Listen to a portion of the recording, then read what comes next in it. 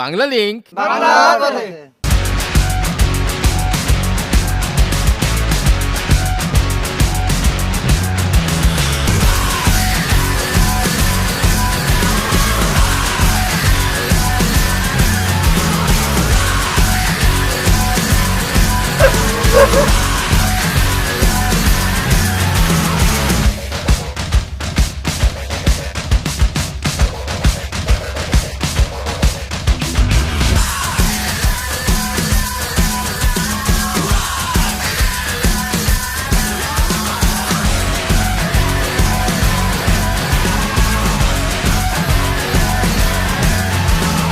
Bangla link বাংলার পথে।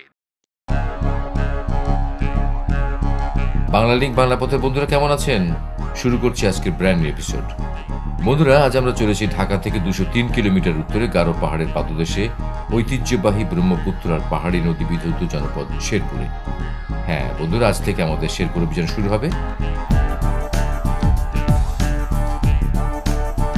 আজ একটু রাত করে বের হয়েছে অভিযানে। শেরপুর যেতে পথে গাজীপুর, ময়মনসিংহ হয়ে তারপরে যেতে হয়। যেতে সময় লাগে 4 থেকে 4.5 ঘন্টা। ঢাকার মহাখালী থেকে সারা দিন বাস পাবেন, ভাড়া 200 টাকা। শেরপুরের আয়তন 1364 বর্গ কিলোমিটার। 2001 সালের আদমশুমারি অনুযায়ী এই জেলার লোক সংখ্যা 12,67,940 জন। শিক্ষার হার 40% মতো। এই জেলায় রয়েছে 5টি উপজেলা, 51টি ইউনিয়ন। প্রধান প্রধান নদীর মধ্যে পুরাতন ব্রহ্মপুত্র, বাটাই, কংস, ভোগাই, মৃগ নাম উল্লেখ করা যেতে পারে। শেরপুরের উত্তরে ভারতের মেঘালয়, দক্ষিণে জামালপুর, পূর্বে ময়মনসিংহ এবং পশ্চিমে জামালপুর জেলা অবস্থিত। মহান স্বাধীনতা যুদ্ধে শেরপুর 11 নম্বর সেক্টরের অধীন ছিল। তো যেতে পথে বন্ধুরা শেরপুর জেলার গোড়াপতন ইতিহাসটা জেনে নিই। প্রাচীনকালে এই অঞ্চল কামরূপ রাজ্যের অংশ ছিল। 16 শতাব্দীতে এলাকাটি মোগল শাসনাধীনে চলে আসে। মোগল সম্রাট আকবরের সময় এই এলাকার নাম ছিল 10 কাহনিয়া বাজু। সপ্তদশ শতাব্দীর প্রথম ভাগে ভাওয়ালের শক্তিধর গাজীগণ ঈসা খাঁর বংশধরদের কাছ থেকে 10 কাহনিয়া দখল করে নেয়। গাজী বংশের শেষ জায়গিরদার শের আলী গাজীর নামানুসারে এই 10 কাহনিয়া পরগনার নাম রাখা হয় শেরপুর। ব্রিটিশ আমলে কালীগঞ্জে প্রথম থানা স্থাপন করা হয়। পরে 1898 সালে তা শেরপুরে স্থানান্তরিত হয়। 1979 সালে জামালপুর জেলা গঠিত হলে শেরপুর জামালপুরের একটি মহকুমা হিসেবে বিবেচিত হয়। 1984 সালে শেরপুর একটি স্বতন্ত্র জেলার মর্যাদা লাভ করে। আর মাঝরাতে আমরা এসে গেছি শেরপুর শহর। চ্যানেলের আজ 11তম জন্মদিন। আমরা শেরপুরে 11তম জন্মদিনের পোস্টার লেগে গেছে। সবাইকে শুভেচ্ছা।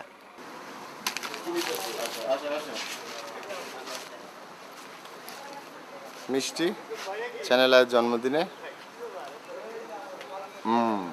বাংলা লিংক বাংলার পথে।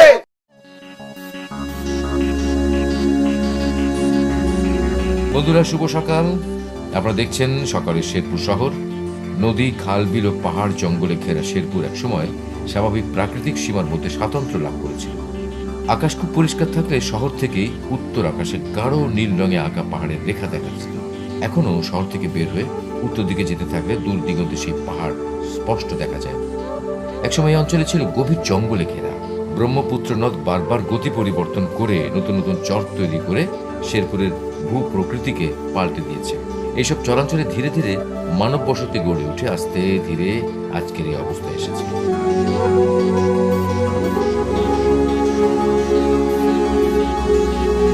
একসময় হিন্দু প্রধান এলাকা ছিল শেরপুর। এখনো শহরের ব্যবসা বাণিজ্য তা লক্ষ্য করা যায়। তাই মসজিদের পাশাপাশি এই জেলায় প্রাচীন মন্দিরও রয়েছে অনেক। শহরের প্রাণকেন্দ্রে নিউ মার্কেটের পাশে প্রাচীন শ্রী শ্রী নরসিংহ জিউ মন্দির দেখছেন আপনারা। সকালে পুজো পাঠ দিয়ে শুরু হোক আমাদের আজকের অভিযান।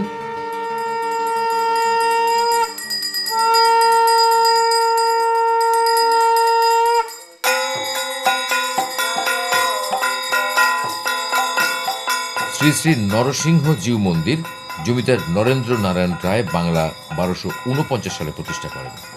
ভগবানের পূজা অর্চনায় যেন কোনো রকম অসুবিধা না হয় তার জন্য দান করেন বিশাল সম্পত্তি।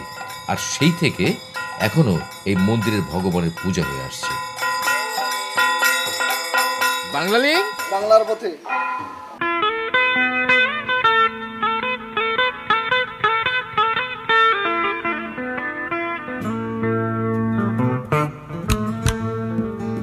সকালে একটু নাস্তা করব। মুক্তাগাছা জমিদার বাড়ি দেখতে যে মন্ডা খেয়েছিলাম, সে মন্ডা কিভাবে বানায় আমাদেরকে দেখায়। শেরপুরের এই অনুরাধা বা শেরপুরের অন্যান্য কয়েকটা দোকানে মন্ডা তৈরি হয় মুক্তাগাছার মধ্যে, এই সুন্দর মন্ডা সেই রাজা বাদশার আমল থেকে, মানে জমিদারের আমল থেকে। আজকে মন্ডাও খাবো।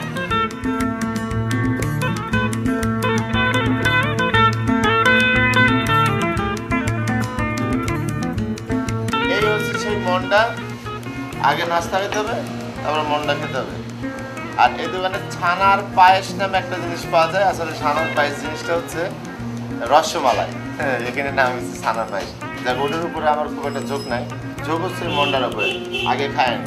কোনো জেলায় বেড়াতে গেলে খুঁজে খুঁজে সবচেয়ে পুরাতন খাবার দোকানটি বের করবেন, কারণ পুরাতন হোটেলে মজাদার খাবারের পাশাপাশি একটা ট্র্যাডিশনাল ব্যাপার স্যাপার থাকে। কত পুরাতন দোকানে যা? 140 বছর। এই শহরের কি প্রথম দোকানে যা? এটা প্রথম দোকান। দাদা, মন্ডা বানাতে কি লাগে? মন্ডা, ছানা আর অল্প চিনি। রাজা বাদশারা খেত মন্ডা, আর আমি কিন্তু এখন খাচ্ছি মন্ডা। কি অবস্থা!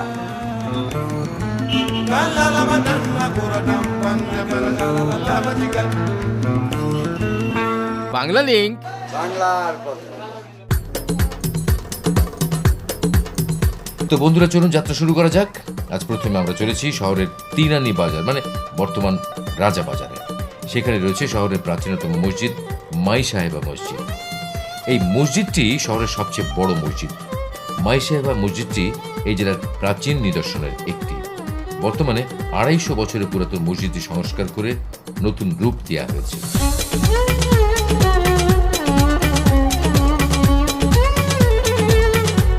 বন্ধুরা, আপনাদেরকে নিয়ে আসছি শেরপুর শহরের সবচেয়ে বড়, সুন্দর এবং প্রাচীন মসজিদ মাই সাহেবের মসজিদে। এই মসজিদটা নিয়ে একটা কাহিনী আছে, গল্প। এখন শুনুন। শেরপুরের তিনানি জমিদার মুক্তাগাছার জমিদারকে দাওয়াত দেন। দাওয়াতের উত্তরে মুক্তাগাছার জমিদার শেরপুরে একটা জায়গা চান যেখানে তিনি বিশ্রাম নেবেন। আর সেই সময় এই স্থানে জমিদারের খাজনা আদায়ের ঘরের পাশে একটা ঝুপড়ি ছিল। জমিদার ঝুপড়ি এলাকাটা মুক্তাগাছা জমিদারকে দেবেন বলে মনস্থির করেন এবং হাতির দিয়ে ঝুপড়ি ভেঙে দেওয়ার নির্দেশ দেন। কিন্তু হাতি যখনই ঝুপড়ির কাছে আসে তখনই সালাম দিয়ে বসে পড়ে। খবর পেয়ে জমিদার এসে দেখেন ঘরের ভেতরে একজন মহিলা খোদার উপাসনায় মগ্ন। তিনি ব্যাপারটা বুঝতে পারেন এবং ক্ষমা চেয়ে ফেরত যান। সেই ধর্মপ্রাণ মহিলার নামই মাই সাহেবা। তার মৃত্যুর পর জমিদার এখানে যে মসজিদটি নির্মাণ করেছিলেন সেটাই মাই সাহেবা মসজিদ। বাংলা লিঙ্ক। বাংলার পথে। বাংলা লিঙ্ক বাংলার পথে। বাংলা লিঙ্ক বাংলার পথে।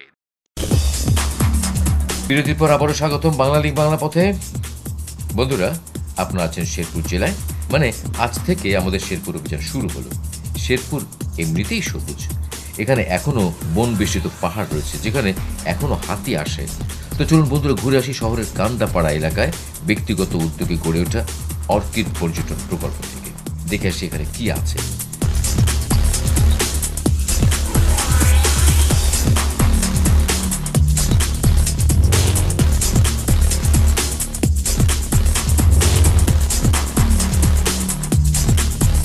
আমাদের লক্ষ্যই ঘুরে বেড়ানো আর ইতিহাস, ঐতিহ্য এবং দেখার মতো, জানার মতো জায়গা খুঁজে বেড়ানো। আমরা খুঁজতে থাকি আর আপনাদের জানিয়ে দিই গত পর্বের কুইজের উত্তর ও বিজয়ীর নাম। গত পর্বের কুইজ ছিল নরসিংদী জেলার কয়টি উপজেলা আছে, এর সঠিক উত্তর 6টি। এবারে ৭৫২৩টি SMS এর মধ্যে সঠিক উত্তর এসেছে ৬৫৯২, যার মধ্যে থেকে ভাগ্যবান বিজয়ী হয়েছেন মাগুরার আড়পাড়ার সাইফুল ইসলাম। কংগ্রাচুলেশনস। আপনার জন্য বিশেষ উপহার স্বরূপ রয়েছে সাতক্ষীরার মালঞ্চ ট্যুরস অ্যান্ড ট্রাভেলসের বিলাসবহুল লঞ্চে 4 রাত 3 দিনে সুন্দরবনের জীববৈচিত্র্য এবং দুবরাচরে রাসমেলা উপভোগ করার সুযোগ। তো রেডি হয়ে নিন সুন্দরবন দেখার জন্য। আর আমরা দেখছি শেরপুরের কান্দাপাড়া এলাকার অর্কিড পর্যটন প্রকল্প।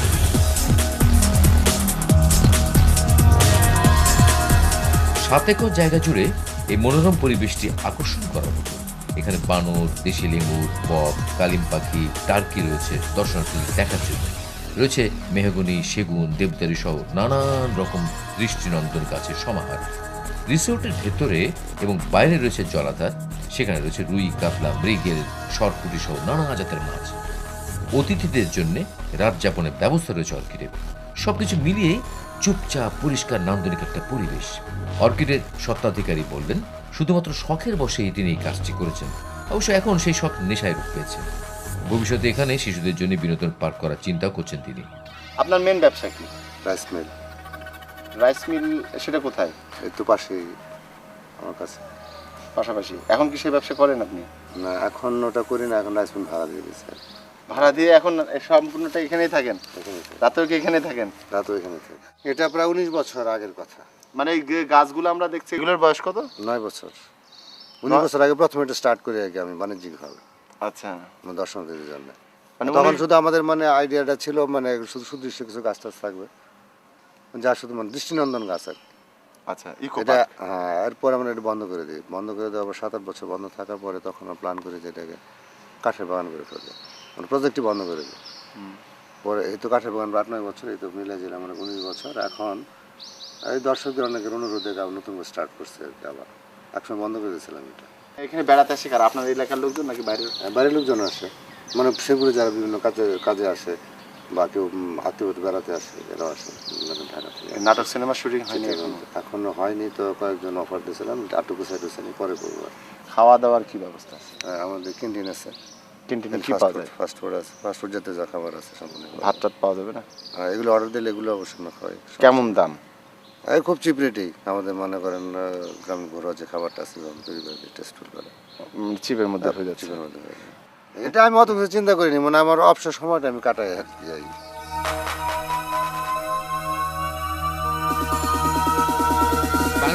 বাংলার পথে। শেরপুরের প্রধান অর্থকরী ফসল হচ্ছে ধান।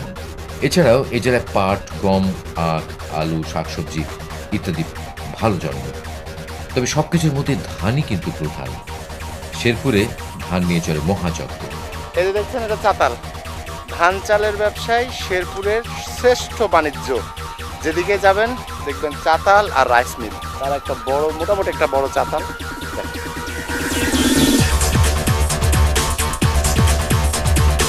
হ্যাঁ, চাতাল। মাঠ থেকে ধান কেটে আনার পর তা প্রক্রিয়াজাতকরণের জন্য এখানে আনা হয়। শেরপুর জেলায় নানা জাতের ধানের বাম্পার ফলন হয়। এই জেলায় এটি এখন একটি বড় শিল্প। এই জেলায় চাতাল শিল্পের বিকাশ ঘটেছে মূলত সস্তা শ্রম ও কাঁচামাল হিসেবে প্রচুর যোগান থাকে। আর এর কারণে এই জেলার সিংহভাগ মানুষ কোনো না কোনোভাবে ধান চালের ব্যবসার সাথে যুক্ত। কর্মসংস্থান হচ্ছে হাজারো মানুষের।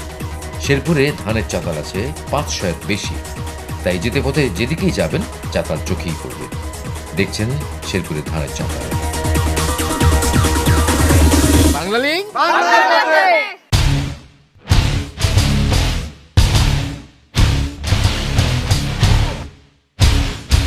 হ্যাঁ বন্ধুরা, এবারে চলুন দেখে আসি ধান থেকে চাল তৈরির মহাযজ্ঞ। আমরা চলেছি শেরপুর শহরতলির ঢাকলহাটি এলাকার অটো রাইস মিল দেখতে। তো যেতে পথে লিখে নিন আমাদেরকে যোগাযোগের মাধ্যম। SMS করুন 01911624736। আমি আবারও বলছি নম্বরটি 01911624736 এই নম্বর। যারা ইমেল করতে চান তারা tinku.traveler@yahoo.com এই অ্যাড্রেসটি ব্যবহার করতে পারেন। হ্যাঁ, আমরা এসে গেছি শেরপুরের মেসার্স সাকি অটো রাইস মিলে।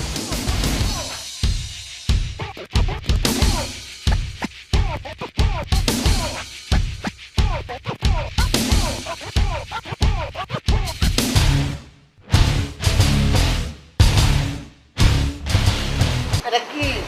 পোলাও চাল? সব পোলাও চাল?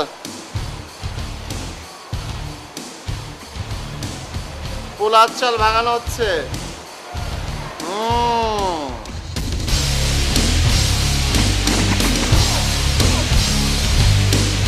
এই অটো রাইস মিলে শুধুমাত্র পোলাওয়ের চাল কিন্তু তৈরি হয়। কালিজিরা, তুলসীমালা ধানের সুঘ্রাণ ছড়িয়ে আছে সবখানে। শেরপুরে এমন ধরনের বড় অটো রাইস মিল আছে 15টির মতো। তাছাড়া সনাতন ধর্মী ছোট চাল করে সংখ্যার হিসেবই নেই। আপনাদেরকে কিন্তু একটা কথা বলা হয়নি।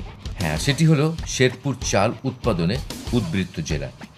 এই জেলায় ব্রি ধান 28, 29, 26, 14, মোটা ধান, নাজিরশাইল ধানের বাম্পার ফলন হয়। বর্তমানে হাইব্রিড ধানের মধ্যে হীরা, আফতাব, সোনার বাংলা, জাগরণ, আলোড়ন, রাইসার, ময়না, টিয়া, এসিআই উল্লেখযোগ্য হারে আবাদ হচ্ছে। তবে বর্তমানে দেশি জাতগুলোর চাষ একেবারেই কমে গেছে। শেরপুরের উর্বর মাটিতে 2 ফসল, কোনো কোনো জায়গায় বছরে 3 ফসলে জন্মে। শেরপুরের নাজির শাল বাংলাদেশ বিখ্যাত। ধান ভানলে বাড়তি হিসেবে তুষ বের হয়। সেই তুষ অতীতেও জ্বালানি হিসেবে ব্যবহার হতো, এখনো হচ্ছে, তবে বৈজ্ঞানিক উপায়। দেখছেন কিভাবে ধানের তুষ দিয়ে এই লম্বা গোল লাঠির মতো জ্বালানি তৈরি হচ্ছে। আপনারা জানেন কি, ধানের কুড়া দিয়ে এখন সয়াবিনের চেয়ে উন্নত মানের খাবার তেল তৈরি হচ্ছে। হ্যাঁ, শেরপুরে নয়া নয়া এমন একটা তেল কারখানা বসেছে, যার খবর আমরা পেয়েছি।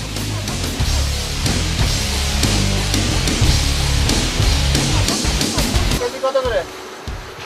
কেজি 4 টাকা। 4 টাকা কেজি?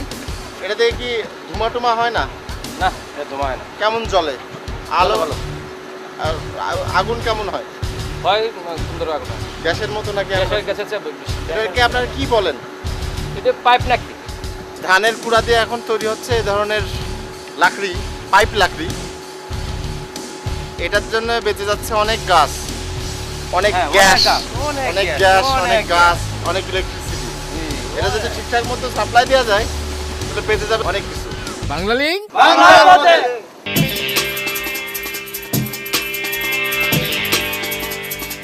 বন্ধুরা, সময় হলো আজকের কুইজের। প্রশ্নটি হলো, শেরপুরের আদি নাম কি ছিল? সম্ভাব্য উত্তরগুলো হচ্ছে: এ 10 কাহনিয়া, বি 20 কাহনিয়া, সি 30 কাহনিয়া। আপনার মোবাইলের মেসেজ অপশনে গিয়ে সঠিক উত্তরটি লিখুন। লিখুন বিবিপি স্পেস এ অথবা বি অথবা সি এবং পাঠিয়ে দিন 6969 নম্বরে। সঠিক উত্তরদাতাদের মধ্যে একজন বিজয়ী সাতক্ষীরার মালঞ্চ ট্যুরস অ্যান্ড ট্রাভেলসের বিলাসবহুল লঞ্চে 4 রাত 3 দিনে সুন্দরবনের জীববৈচিত্র্য এবং দুবলাচরে রাসমেলা উপভোগ করার সুযোগ পাবেন। তো শেরপুরের আদি নাম কি ছিল? এই সিম্পল প্রশ্নের উত্তর দিয়ে ঘুরে আসুন সুন্দরবন। আর আমরা এসে গেছি শেরপুর শহরের নারায়ণপুরের পৌনে 3 আনি জমিদার বাড়ি দেখতে।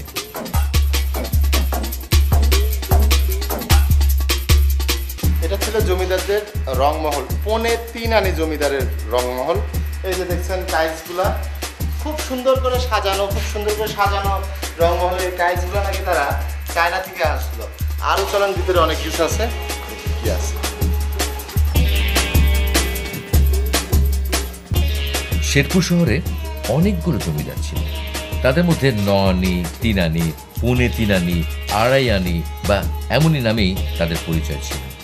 16 আনায় একটি পুরো জমিদারি হলেও শেরপুরের জমিদারির আনি যোগ করলে 16 আনার বেশি হয়। যাক, সেসব আমাদের বিষয় না। আমরা এসে গেছি পৌনে 3 আনি জমিদার বাড়ি দেখতে। পৌনে 3 আনি জমিদারের মধ্যে জমিদার সত্যেন্দ্র মোহন চৌধুরী ও জ্ঞানেন্দ্র মোহন চৌধুরী প্রতাপশালী জমিদার ছিলেন। মূলত তারাই এই জমিদার বাড়ির প্রতিষ্ঠাতা। এটা ছিল হচ্ছে শীষমহল, মহিলারা থাকতো নাকি এখানে।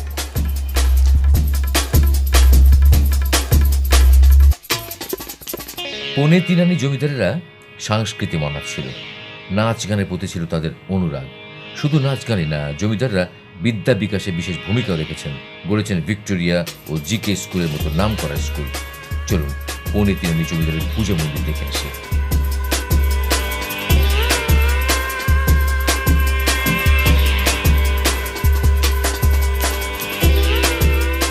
এটা হচ্ছে পৌনে 3 আনি জমিদারের মন্দির।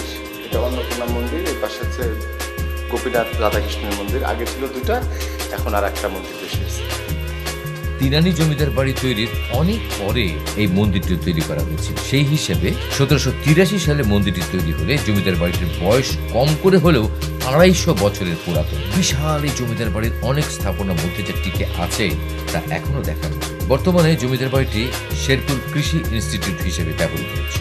বাংলা লিঙ্ক বাংলার পথে। তো বন্ধুরা, সারাদিন ধরে আপনাদের নিয়ে ঘুরে বেড়ালাম শেরপুর শহরের বিভিন্ন স্পটে। শেরপুরে রয়েছে 5টি উপজেলা। সবকটি উপজেলাতেই রয়েছে দেখার মতো, জানার মতো অনেক কিছু। সেসব আমাদের অনুষ্ঠানের মাধ্যমে বা ইমেলের মাধ্যমে জানালে আমাদের পরিশ্রম সার্থক হয়েছে বলে আমরা মনে করব। তো এখন চলুন ঘুরে আসি শেরালি গাজীর একটা স্মৃতি থেকে।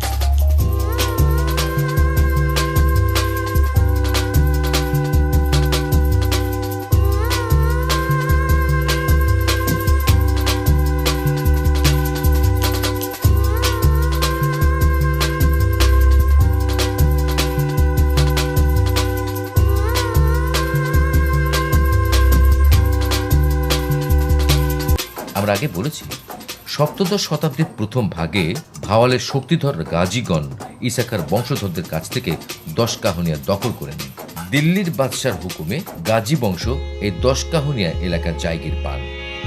গাজী বংশের শেষ জায়গিরদার শের আলী গাজীর নামানুসারে এই 10 কাহনিয়া পরগনার নাম রাখা হয় শেরপুর। আমরা এসেছি শেরপুর শহরের গাজীর গেট এলাকায়।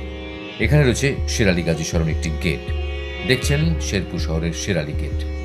এই গেটের পাশেই রয়েছে শেরপুরের ঐতিহ্যবাহী জিকে স্কুল, জেলা শহীদ মুক্তিযোদ্ধা স্মৃতিস্তম্ভ, ঐতিহাসিক শহীদ দারোগা আলী পার্ক। সেসব বাজার নয়, তো শের আলী গাজীর গেট দেখেই শেষ হয়ে যাবে আমাদের আজকের বাংলা লিঙ্ক বাংলা পথে। আমাদের আগামী পর্বগুলোতে থাকবে শেরপুরের দারুণ দারুণ স্পট। সাথে থাকার আমন্ত্রণ রইল। ভালো থাকবেন।